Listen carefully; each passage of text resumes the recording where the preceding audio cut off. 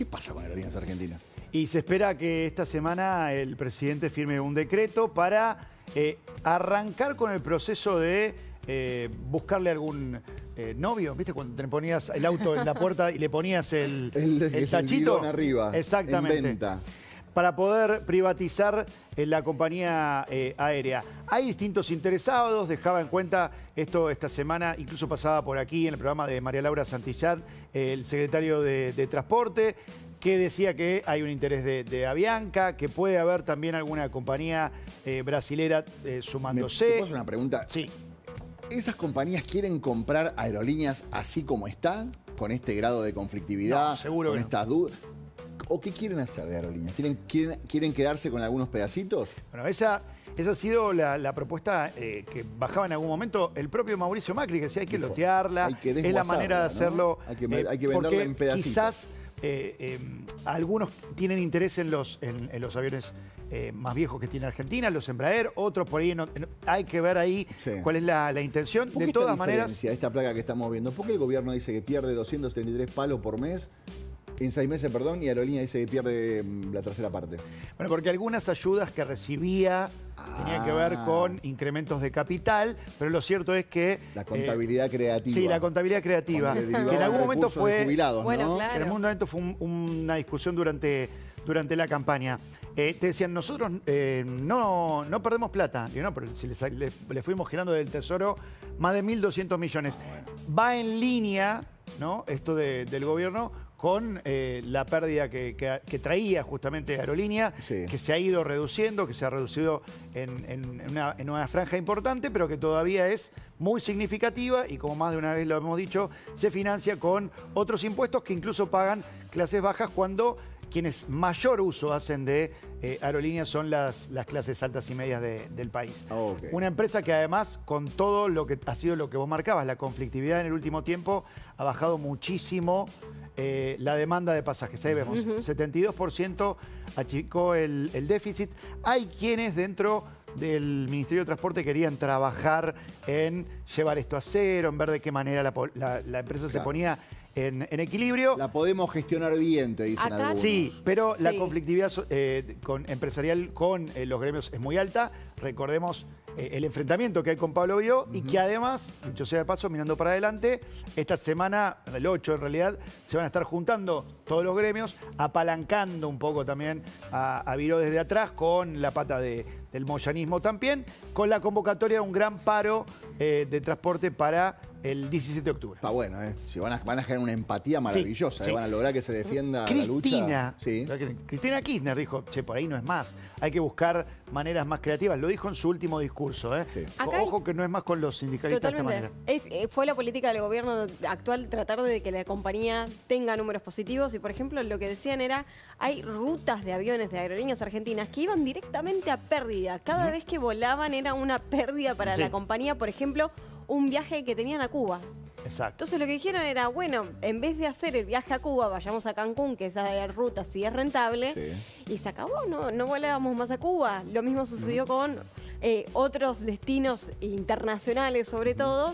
Entonces decir, bueno, a nivel local por ahí sí es entendible que Aerolíneas quiera tener presencia en distintas provincias, pero internacionalmente, ¿por qué tenías que llegar, por ejemplo, a Cuba? Y bueno.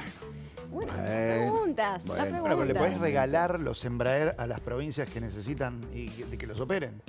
Hay un montón de soluciones para... ¿Por qué? A ver, les hago una pregunta, porque ayer surgió esto, ¿no? Adorni hizo la mención, guarda que esto puede ser por decreto, y todo el mundo dijo, no, decreto, ley base, que no sé qué. Dijo, no. La ley de reforma del Estado de la década del 90, ¿qué significa esto?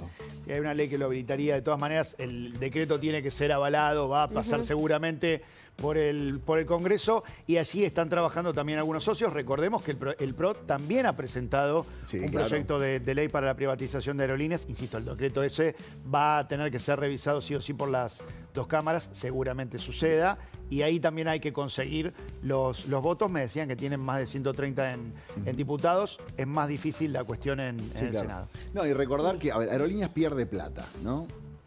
Y cuando vos decís, bueno, pierde X cantidad de plata, y parte de esa plata que pierde y que la tenemos que cubrir entre todos, ¿no? Los que pagamos IVA, los que pagamos ingresos brutos y los que pagan impuestos cuando compran un sachet de leche. en gran parte va a un montón de beneficios desproporcionados que tienen ciertos empleados que no son acordes a una empresa que da pérdida, ¿no? Ese es el debate también que se está dando. Sí. Y que del que nunca se había hablado. Siempre se habló de que Aerolíneas es línea de bandera, Aerolíneas es soberanía, Aerolíneas es somos los dueños, bueno, hay un montón de cosas, pero nunca nos dijeron cuál era el costo de sostener esta estructura de aerolíneas y cuáles eran los beneficios que había atrás de todo esto. Vos decís, bueno, hay una pérdida porque estamos poniendo líneas específicas o destinos específicos que si no los cubre Argentina no lo cubre nadie, y decís, buenísimo, pero en el mientras tanto entenderás que los pilotos, si no se hospedan en hoteles de 3 estrellas o 4 estrellas, putean. Que hicieron una medida de fuerza porque se habían cambiado el hotel y el hotel no les gustaba porque no tenían acceso a la playa y tenían que tomarse un bondi. Que putean porque no les permiten viajar en business y están en lista de espera.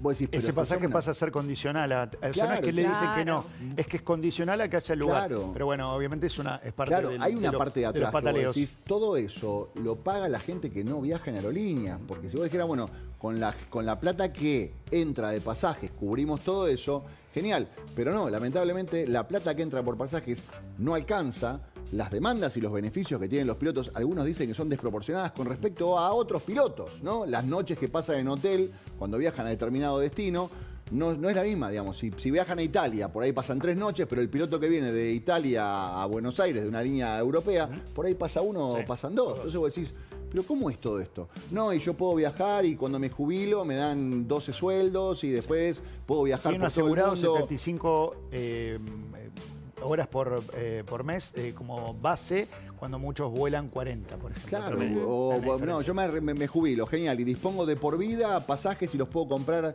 al 10% de su valor. Y si me toca a mí viajar el día de mi cumpleaños, puedo llevarme a 2 amigos y me lo tienen que pagar igual. Sí, Navidad, y tal cosa Año Nuevo, y tal otra. por ejemplo. Entonces vos decís, pero es una compañía que está quebrada, en un país que está quebrado, ¿cómo puede ser que vivan como si fueran jeques? Parte del esfuerzo que hace la gente cuando compra las cosas es para pagar impuestos y para financiar al Estado. Vos vas a comprar un sachet de leche y pagás 2 sachets de leche y te llevas 1. El otro sachet de leche vos se lo dejás al Estado para que administre recursos. Y vos decís, ok, ¿lo vas a poner en hospitales? Bien. ¿Lo vas a poner en educación? Bien.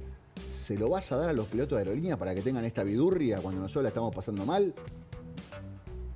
No.